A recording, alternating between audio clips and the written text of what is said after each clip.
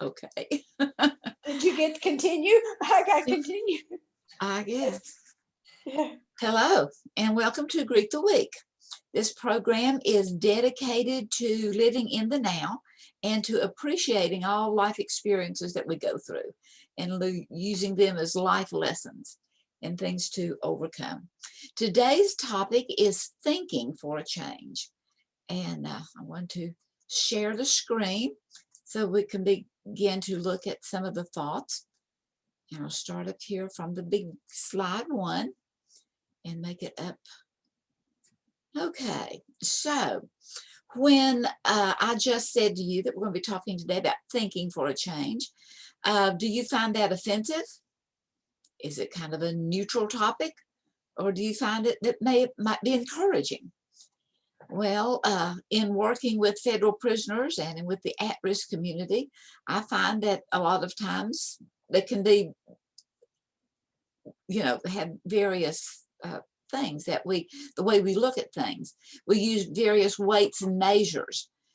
Maybe it has to do with what the mood that we're in, depends on who says it, depends on what they're talking about, depends on what our intentions are in coming to the class and being a part of it. It depends on how many coins we have in our pocket, or maybe it depends on the direction of the wind. I mean, sometimes whenever we don't give thought to something, we can use all kinds of excuses as to why we did not. So in looking at the importance of thinking through things that are presented for us, I like to weigh in on some experts. And one of the great experts is Albert Einstein. And Albert Einstein said, we cannot solve problems by using the same kind of thinking that we use to create them. And we've got to grow beyond that. We've got to see things in a different perspective, in a different way, so that we can come up with different suggestions or solutions or possibilities. Dr. William Glasser says that good or bad, everything we do is our best choice at the moment. And in working with some classrooms, there's a lot of comment in regard to this, because we want to say, well, I didn't do the best I could. And as we think back on it later, that may be very legitimate. I didn't do the best that I could in the moment. But the thing of it is that in the moment, you did the best you could, depending on the amount of pressure that was put on you, depending on the amount of insecurities you had, depending on the way you saw it with the information you had to that point in time, depending on how much pressure was put on you or how much the lure was there. So it's realizing that. And Carolyn Myss says, how you see your world determines your personal reality. That others can see things in a different way than what you see them. We can see them more as the illusion, all is illusion. And Jesus said, as a man thinks in his heart, so is he, or so he becomes. Those thoughts that we think about and think about and think about, we eventually become them. As Mike Dooley says over and over and over, is that thoughts do become things. And everything began with an idea, with a thought. It may have been real distinct, or it may have been real blurry. But, and so I like to weigh in on some of Mona's thoughts and share with you on thinking. One is that to know and not do is to not know. Sometimes we say, oh, I know, but I didn't do it. So do we really know? Also, making value judgment is difficult. It's difficult because, again, it goes back to those weights and measures that we're looking at. That our body craves what we continually feed it, whether that is sweets or whether that is, TV watching, whether that is reading, whatever it is that we continually feed ourselves, whether it's food feeding or whether it is stuff feeding, as in addictions or gambling or pornography or being playful, whatever we continually feed ourselves, our body craves. And looking at the fact that the proof is in the pudding. The proof is in the practice. What we keep doing becomes so habitual that we keep doing it until we really begin to think about the fact that maybe there needs to be a change. And a thought that you cannot step into the same river twice. And frequently it's, oh, but you can. You know, well, yeah, sure, that river flowing out back, I can go out there every day and I take my right foot and I step right into that river. But the fact of the matter is, I realize that most everything I teach is kind of counterintuitive, and it's the truth that's behind or the illusion that's behind the fact or whatever. But that river never stays the same, because that river is always flowing. And as it's flowing, yes, in the same stream, but it's not the same river. It may have a lot of melted ice from further north, or a lot of things could make it a different river. And then the fact that even when we don't know what to do, we still must decide and choose, because that's just a part of life. We're living in the now right now, but it doesn't stay there, because every second is a new now. And we must decide and make some kind of a choice. And this choosing puts us into pure creation.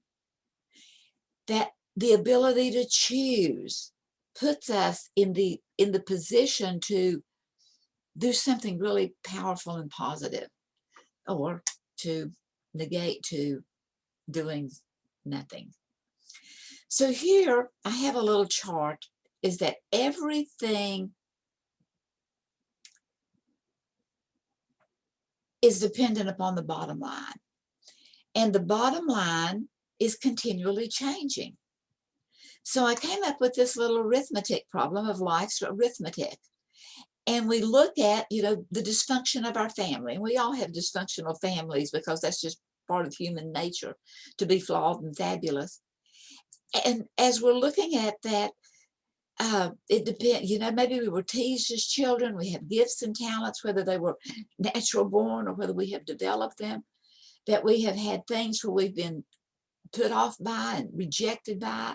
We've had disappointments and successes, our education. I mean, this bottom line is continually always changing. And it is that bottom line that helps us to tally our success in life. So over here on the right side, I have a little chart that is looking at the concepts that we hear or read about or are told, or the ideas that we have. And as we begin to think of those ideas and we begin to agree with it, then that leads us down to believing it. Oh yeah, it's just not an agreement of a possibility, but I believe it can happen. It becomes something that we value, and we begin to take action on it. But with life always being the current bottom line, it's to continually evaluate. And if those concepts, agreements, beliefs, values, and actions leads us to contentment and fulfillment and more success and more happiness, then apparently we're on the right track and stay on that road. But if it leads to confusion and frustration, then it's time for us to take the challenge and go all the way back up to the top and begin to rethink that idea. Begin to rethink what we have agreed to. Begin to rethink what we have believed and what we value. Mona, excuse me, can you let Sue into the Zoom meeting? Yes. You did? Just did. She just texted me to you do that. Oh, okay, thank you. So the three things that we're talking about primarily is choices, thinking, and the outcome. And so it is the thoughts that we give to those choices that pretty much determine the outcome, or is it the thinking that determines the outcome? The thinking and the action. So we always have choices, and there's always more than one. We have thousands of them that are available to us. So we're looking at the situation, or you call it an event, or something that has stimulated us. So so that we'll have something more concrete to look at, the situation would be maybe overcoming an addiction. Maybe it would be being healthier, whether that is to lose weight or to gain, or just to be healthy. But we have the situation, something that is stimulating us we always have choices. And so initially, those choices are benign, meaning that they're just there. They haven't been chosen. We haven't thought them through and decided on them. They're just there. They are non-prejudiced, meaning that when we get to looking at our thinking, well, initially that idea, it's just there. It may be glowing. It may be not so easy to see. It is open-minded, whether it's just an idea that came, whether it is to not go into the lottery, or whether it is to yes, because yes, the lottery, this time it's just open-minded in that it's there to be purchased or to walk away. The stimulus, the event, the situation is accepted. Whatever you do with it, you're still a person of worth and value. It is non-judgmental. Doesn't matter skin color, doesn't matter the male, female, doesn't matter height, doesn't matter success. It's just non-judgmental as to here is the idea, here is the stimulus, here is the event, here's the situation. What are you going to do about it? It just is. So whenever then we go into thinking. And I like to always look at what Viktor Frankl said. He was in the concentration camp during World War II. And Viktor Frankl said, between every stimulus and response, there is a space. Meaning that we do have time to think a little bit when we give ourselves the time to think to it. So whatever that thought was, whatever that impetus was, whatever that, we have a little space to handle it more reasonably. And it's knowing or beginning to know that in that space, there is something there. In that space is something we can't see. It is our freedom and our power to choose, to make a choice. And in that choice, there's also a hidden treasure. In that choice lies our freedom and our power to grow. And of course, that's all stated in a very positive term. And that's what I'm wanting you to see and to take and to establish in your own life. That no matter what those thoughts are, there's a space for us to rethink and to reapply and to look for something that will bring freedom to us rather than putting us in that habit hole, and will give us the power to grow and to overcome. And so the outcome, what is the outcome? Well, that can be as varied as all of the things that weigh into the decisions that we make. So back in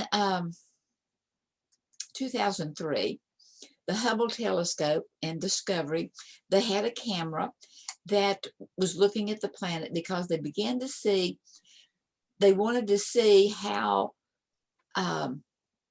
planets came into being.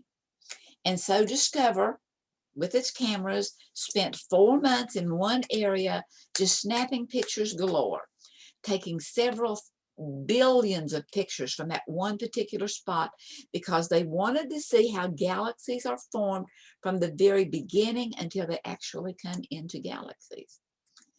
And so, but as they began to take all of those pictures and put them into computers, it became, alas, woe is me. We can't, there's no sequential order to put those pictures in because the computer couldn't help. The computer could only program out what it had been programmed in. And all too often that happens with us. Whatever's been programmed in is all that we program out until we begin to realize that, you know what? And so the Hubble people and the NASA people begin to realize that, you know what? If we invite intelligent minds, if we give them the recipe as to how to see what these pictures mean and to put them into the order so that we can see the way that planet, the way that new galaxy comes into being, as we have human beings with the ability to look at those pictures and distinguish them and put them in a effective order, then the problem is solved. And it's the same thing is true with us whenever we get to where we don't see a possible outcome. And so we need to look at our perception. And our perception includes, our perception is the way that we see things. And that seeing is not only a visual sight, because it can be an idea, or it can be something we heard, or it can be literally a touch, something that we have sensed.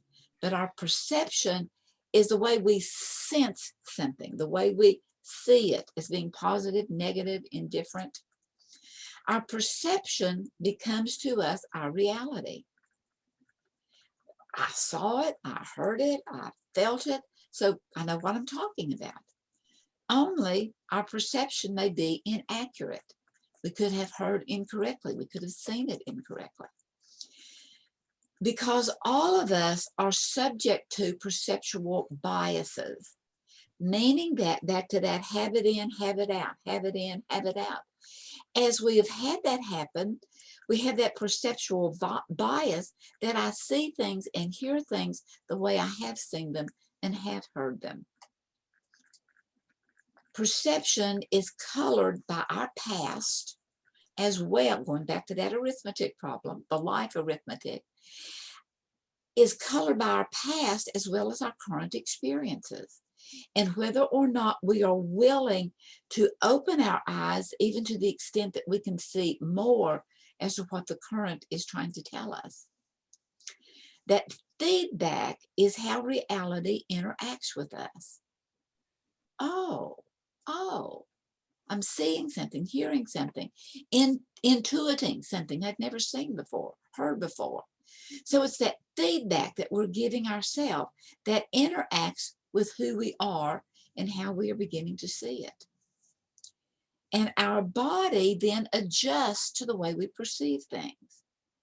Now, just suppose that you were afraid of spiders and you opened a drawer and a spider hopped out and, oh, wow, you screamed or maybe fainted or ran out of the room. But on closer inspection, when you go back to kill the spider, you realize that someone had played a trick on you and that spider is fake. And so, but your body didn't know that. Your body perceives, your body responds to, it adjusts to, it reacts to whatever your perceptions are. And so, as we can begin to respond to things differently, so that we can act differently. And I need to get my kitty moved so I can reach the screen. So as we have a shift, back to Science 101, when we learned about atoms and how the atoms, the center of the atom, which everything is composed of atoms. I am, you are, everybody is, everything is. And that the center of each atom is pure energy. It is pure potential. It is pure creativity. Our core being is fun-loving, learning, and adventuring. I mean, what baby crawling around is not going for what it can, what's pretty, what they want to touch it, they want to see it, they want to handle it, see what it feels like, because it's our core is learning and finding out and exploring. But the thing of it is that life makes no sense without meaning. And just as we come up with our own ideas. We come up with our own meaning, and we begin to find meaning. But how do we find it? We find it by looking back and thinking through and in finding the meaning of my life and in making changes in my life. I'll just share 5 of the things that I found to be meaningful and that just changed my life exponentially. And that is that, and I'm suggesting this is a possibility for you, just a mere possibility, and please do not find any offense in this. It could be from the very minor, the very minimum, to a very large degree. But really, the day that it dawned on me that I was not as unhappy as I thought I was, that we are each one in charge of our own happiness, that trying to parlay it onto others is futile, and it's expecting someone else to make us happy. Other people can contribute to our happiness just like they can contribute to our unhappiness, but we make our own decisions in life. And it is done by finding your inner joy in the midst of difficult circumstances and looking for the best and how the best outcome can be. That also, not all of your needs have gone unmet. From the day of my birth until this present moment, I have been surrounded by love, whether I recognized it or not. I have been nurtured and cared for, and we have had adequate, actually more than adequate, food, shelter, protection, supplies. The thing of it is, the most important in the necessities of life have not gone as unmet as we sometimes think we are or think they have. As a matter of fact, we would not be as whole and as healthy as we are, no matter how sick we may be, mentally, physically, emotionally.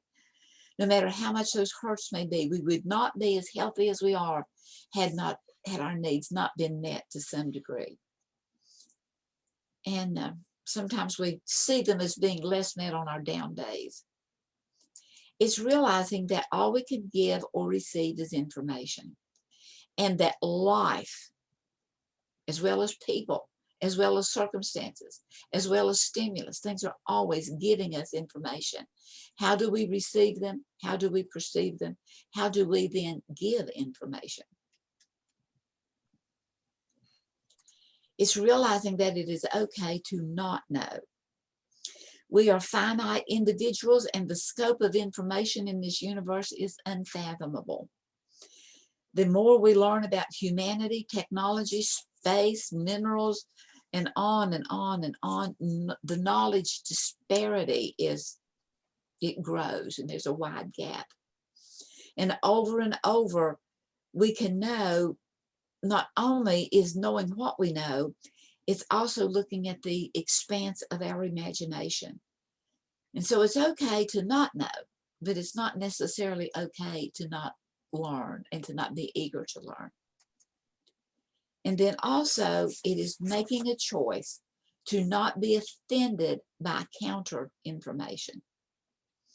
In any given exchange, no matter what it is, the only thing that we can bring to the table is our life, the totality of our life experiences.